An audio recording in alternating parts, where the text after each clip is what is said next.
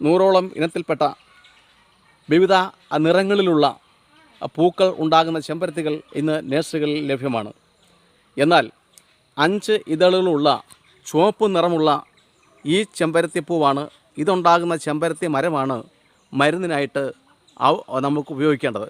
കാരണം ഔഷധ ഗുണം ഏറ്റവും കൂടുതലുള്ളത് ഈ ചെമ്പരത്തിപ്പൂവിനും ഇത് ഉണ്ടാകുന്ന ഈ ചെടിയുടെ ഇലയ്ക്കും ഇതിൻ്റെ വേരിനുമാണ്. അത് കഴിഞ്ഞാൽ പിന്നെ വെള്ളച്ചെമ്പരത്തിക്കാണ്. വെള്ളച്ചെമ്പരത്തിക്കും ചില ഔഷധ ഗുണങ്ങൾ ഉണ്ടെന്ന കാര്യം നമുക്ക് വിസ്മരിക്കാൻ കഴിയുകയില്ല. മലേഷ്യയുടെ ദേശീയ പുഷ്പമാണ് ചെമ്പരത്തി. അപ്പം ഇന്ത്യയിലുടനീളം പ്രത്യേകിച്ച് കേരളത്തിൽ സമർത്ഥമായി വളരുന്നുണ്ട്. കാരണം നമ്മുടെ പ്രദേശം സമശീതോഷ്ണമാണ്. അതായത് കഠിനമായ ചൂടോ കഠിനമായ തണുപ്പോ ഇല്ലാത്ത പ്രദേശങ്ങളിലാണ് ചെമ്പരത്തി സമൃദ്ധമായി വളരുന്നത്. ചെമ്പരത്തിയുടെ ഇല നല്ല ഒരു